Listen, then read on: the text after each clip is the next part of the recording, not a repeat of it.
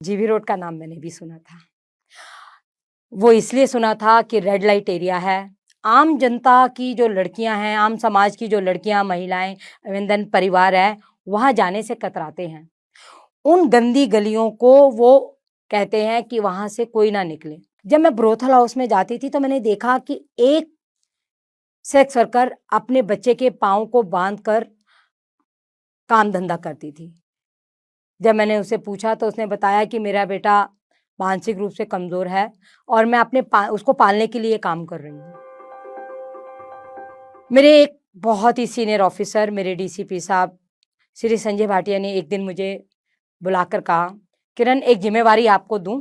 तो मैंने कहा हाँ सर दीजिए। उन्होंने मुझे जिम्मेवारी दी कि कल से तुम जीबी रोड इलाके की इंचार्ज हो। मेरा काम था वहां पे अपराध को रोकना, किसी भी ऐसी लड़की को वहां पे बेचा ना जाए, उससे जबरदस्ती कोई देह व्यापार ना कराया जाए।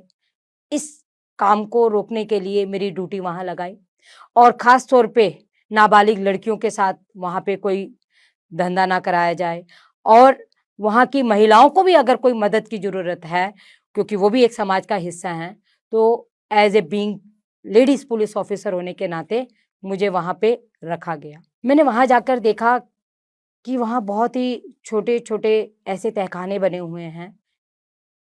एक बार दिमाग में आया कि अगर यहाँ देह व्यापार हो रहा है तो तहखाने बनाने की क्या ज़रूरत है। मैंने कहा सर यहाँ की लड़कियाँ योगा कर रही हैं, क्यों ना हम दिल्ली पुलिस के माध्यम से उनको योगा करवाएं।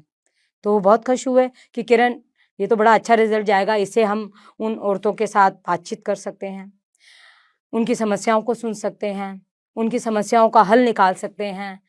तो मुझे ये बात बहुत जची। मैंने उनको 15 दिन का पहला वर्कशॉप कराया और उनको मैंने बताया कि आज दिल्ली पुलिस के ऑफिसर आपको सर्टिफिकेट देंगे, सम्मानित करेंगे। सम्मानित शब्द आते ही वो मुझे देखने लगी कि सम्मानित क्या होता है, क्योंकि सम्मान जैसी चीज शायद वो अपने जहन में भी कभी नहीं ला पाई होंगी। 200-300 लड़कियां एक हॉल में इकट्ठी की गई और जब वो वहां पर हमारे सीनियर पुलिस ऑफिसर आए, हमारे डीसीपी साहब आए, उन्होंने उनको सर्टिफिकेट दिए और जब सम्मानित किया तो आप मानेंगे उन लड़कियों के आंखों में आंसू थे। वो पहली बार पुलिस से सम्मानित हो रही थी। उनको सर्टिफिकेट दिए गए, वो मेरे गले लग गई। तो मुझे महसूस हुआ कि अगर हम इनके लिए कुछ करें तो हो सकता है इनकी जिंदगी को चेंज कर सकते हैं।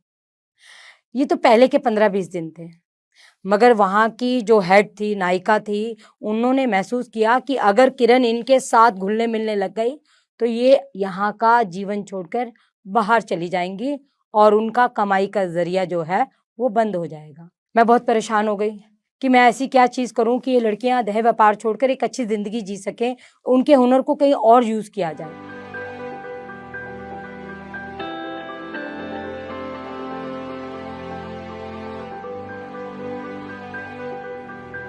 अब जो महिलाएं थी वो खुलकर मेरे से बातचीत करने लग गई। मैं जब भी जाती थी तो उन्हें लगता था कि अगर हम कुछ अच्छा काम करना चाहते हैं तो दिल्ली पुलिस हमारे साथ है। इस ट्रेनिंग देने का मकसद यही था कि लड़कियां अपने जीवन को चेंज कर सकें और ये हो भी रहा है। मुझे खुशी है कि मैंने यहाँ से एक नहीं कई लड़कियों को निकाला। मैं उनकी जिंदगी में एक सूरज की किरण बन के आई। जब मैं ब्रोथल हाउस में जाती थी तो मैंने देखा कि एक सेक्स वर्कर अपने बच्चे के पाँव को बांधकर काम धंधा करती थी। जब मैंने उससे पूछा तो उसने बताया कि मेरा बेटा मानसिक रूप से कमज़ोर है और मैं उसको पालने के लिए काम कर रही हूँ। तब मैं बनी उसका सहारा और मैंने उस बच्चे को दिया एक नया जीवन और उस लड़की को समाज में रहने के लिए एक इज्जत भरी जिंदगी। हमारा लोगो है शांति, सेवा और न्याय।